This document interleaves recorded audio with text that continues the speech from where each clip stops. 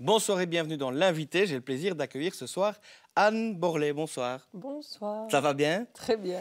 Anne Borlée, pour ceux qui ne vous connaissent pas, vous êtes une artiste conteuse de la région, très bien locale. Comme on dit, même si vous voyagez beaucoup. Artiste conteuse, ça veut dire quoi? Quel est votre métier? Ah, c'est une bonne question. Alors, artiste conteuse, parce que c'est vrai que souvent les gens imaginent les conteurs en train de lire des livres. Voilà, aux enfants. Avec une barbe et Ouais. une chaise à bascule. Et une pipe. Voilà. Eh ben, je n'ai ni la pipe ni la barbe. Mais... Donc, conteur, c'est simplement, je raconte des histoires, mais sans support visuel autre que moi. Donc, je travaille sur la visualisation des histoires. Donc, je crée un cadre d'écoute. Et puis, je raconte simplement. C'est un métier très simple, puisque c'est un métier très, très ancien, mais qui reprend un peu vie pour le moment, de plus en plus. Voilà, et qui fait développer chez les enfants et les moins jeunes aussi l'esprit créatif. Tout à fait. Et puis, c'est très plaisant pour tout le monde, parce que d'abord, il y a la proximité. Les gens, ils sont plus tellement habitués. On va dans des festivals avec des gros baffles, etc. Ici, tu es vraiment proche du public, puis je m'adresse à eux.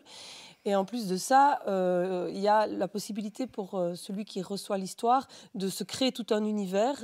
Et par exemple, si je parle de princesse, ou bon, ça c'est un peu caricaturé, mais de personnages, ils s'imaginent comme ils en ont envie. Il y a une grande liberté dans l'imagination. Ça fait appel à l'imaginaire de chacun. Voilà. Et alors, vous faites ça sur plusieurs volets. Vous êtes vraiment tout terrain. Il y a aussi notamment, par exemple, le pan hebdomadaire avec les classes de forêt à Chevetogne. Il n'y a pas que ça, mais ça veut dire qu'il n'y a pas que le spectacle dans une salle de théâtre. Oui. J'aime beaucoup ces deux aspects. Donc, il y a aussi, donc, comme vous disiez, l'aspect tout-terrain. Donc, je vais à Chevetogne toutes les semaines pour les classes des forêts, avec des enfants qui vont de 3 à 18 ans, tout type d'enseignement. Et donc là, je suis très à l'écoute de l'énergie des enfants. Donc, s'il y en a qui sont hyper speed, ben, je vais accrocher l'énergie très speed. Je vais rentrer c'est jamais le même boulot, alors? Non, voilà. Et ça, j'aime beaucoup parce que c'est un travail où on est très fort à l'écoute de ce qui se passe. Et donc, puis j'aime beaucoup rire avec les enfants. Ils me le rendent bien. Et puis, à côté de ça, il y a un travail beaucoup plus soigné, beaucoup plus exigeant, genre orfèvre, qui est le travail sur scène.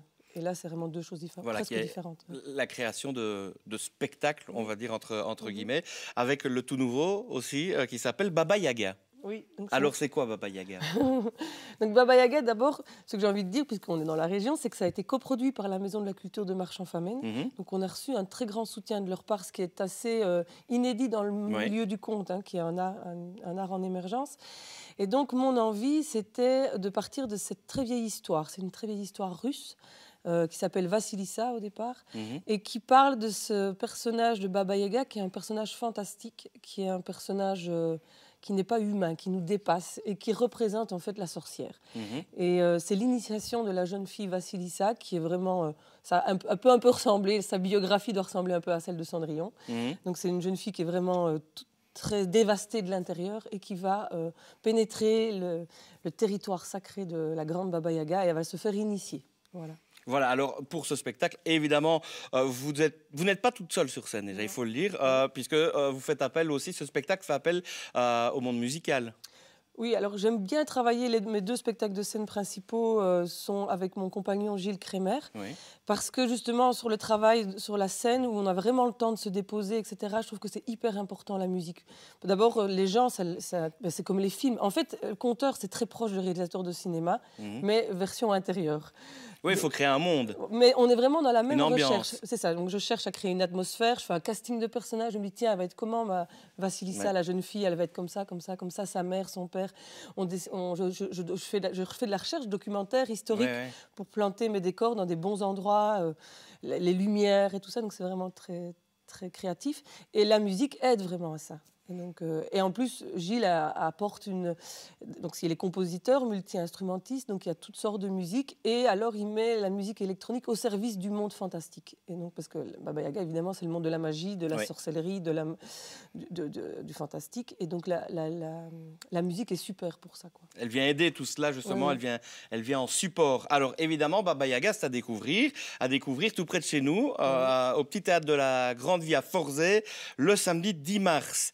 À 20h, mais alors vous n'avez pas voulu juste venir faire une représentation de votre spectacle, vous avez voulu inclure votre spectacle dans une réflexion plus globale, on va dire. C'est ça, tout à fait.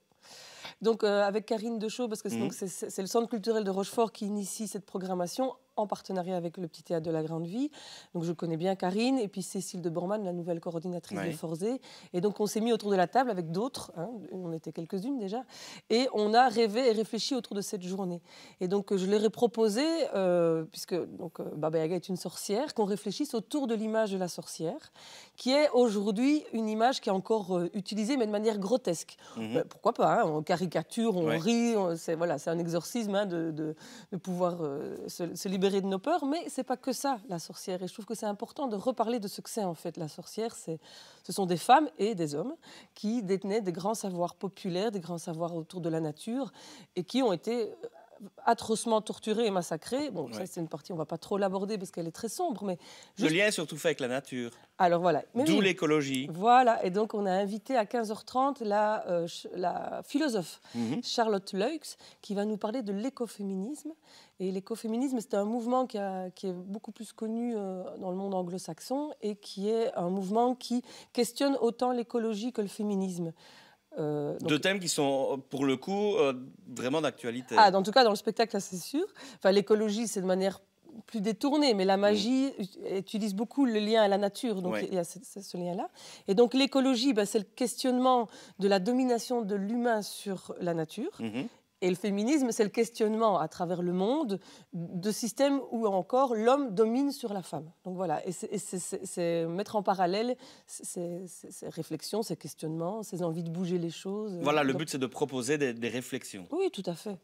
Il y aura aussi de la cuisine locale et naturelle à 18h avec Marie Godard, une artiste plasticienne, Anaïd Ferté. Donc c'est vraiment un projet global. Et même en parallèle à cela, il y aura des activités couture pour les hommes et les femmes proposées par les Piquets de l'Aiguille à Forzé. Donc vous avez mis en branle tout le petit monde du Petit Théâtre de la Grande Vie à Forzé, pour lequel vous êtes assez proche et active. Oui, moi j'habite à Buissonville, donc tout près du Petit Théâtre de Forzé.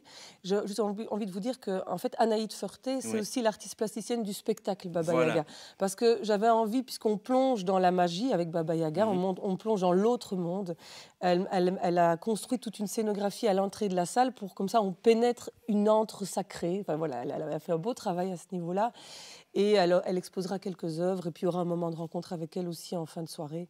Ben voilà, ce sera, à mon avis, assez savoureux comme journée. Ben voilà, on vous propose de rentrer dans un monde imaginaire pour développer évidemment votre sens critique avec l'écoféminisme, mais aussi votre créativité, vos yeux d'enfant avec le spectacle Baba Yaga au Petit Théâtre de la Grande Vie à Forzé, le samedi 10 mars à 20h. Mais vous l'avez compris, dès 15h30, vous pourrez déjà aller au Petit Théâtre de la Grande Vie à Forzé.